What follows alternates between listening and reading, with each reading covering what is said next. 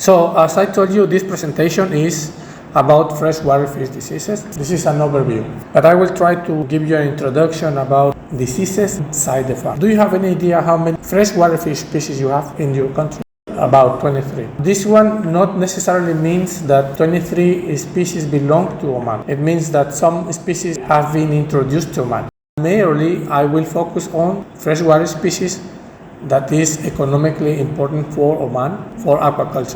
Every time we think there is a disease inside a system, specifically about aquaculture farms, we need to think that diseases not only come by themselves. We need to have three things in mind. As you will see here, these are the pillars for interacting in a farm and also in the environment, that when one of these three pillars fail, will result a disease. If you see, one pillar is environment, second pillar is presence of pathogen, and the fish. They are together all the time. But when the pathogen causes diseases, it's because there is no balance between these three pillars. If you look, for example, at the environment pillar, you will see immediately something very common: poor water quality and poor hygiene. The second pillar is the pathogen. Pathogens might be there, but if you control the environment, normally you will be controlling the pathogens. Fish have some stressors. It depends sometimes how resistant or how susceptible they are. I wanted to show you that there are three pillars interacting. Once one of these pillars are unbalanced, you will have disease. We have not only diseases caused by pathogens. We call them non-infectious diseases. Non-infectious diseases are not caused by pathogens. In this example, I'm showing you a disease with origin in genetics. The upper fish is complete, and down we have a fish, is the same species, that when we compare the X-rays, we found out there was a genetic problem.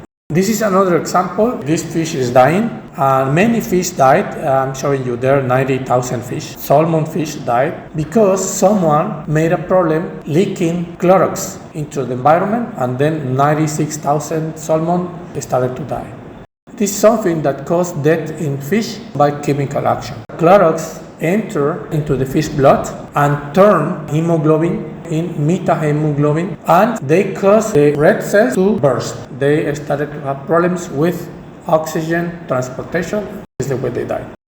But we have some diseases that are infectious: bacterial, fungi, viral diseases, and parasitic diseases. Your country should pay attention to diseases that are really causing problems in the wild and in farms. Then from your country, they will be interacting with other countries in same region, let's say Asia. Then there is an international organization. This is the WHO organization, WOAH. Before it was OIE. This organization includes a list with 206 diseases. But for aquatic diseases, this is what we are discussing now, this organization includes 34 diseases. For fish specifically, we have 13 diseases.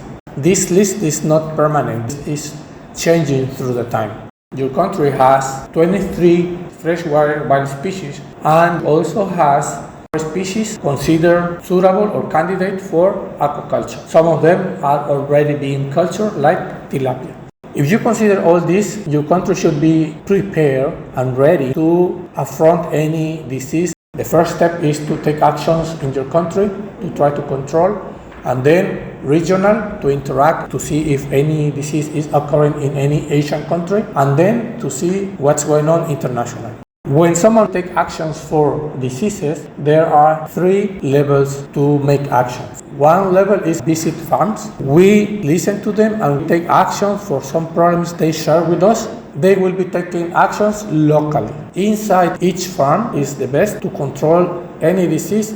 We are talking about biosecurity. But specifically, this is the way how any country should affront any disease event, in this case for freshwater fish. So first level is going and take actions locally in the farm. Second level is necessary to have diagnosticians, people prepared with background on diseases, with great knowledge on different pathogens like parasitology, bacteriology, mycology, and histopathology to try to find out and characterize pathogens and find out how a disease is working. And the third level is the action of laboratories, including virology and some other analysis like EM, electron microscopy, where you can put tissue or organ, parasite or bacteria, and then there is a technique. You wash all with a metal, and then you take this one inside and then start bombing electrons, and the result will give you the image you are seeing inside. And molecular techniques, PCR, real-time PCR, and other techniques used for characterizing any disease or pathogen. Immunoassays, for example, ELISA, you take serum, take some test, will detect or not any pathogen. These are 3 different levels of making actions against a disease.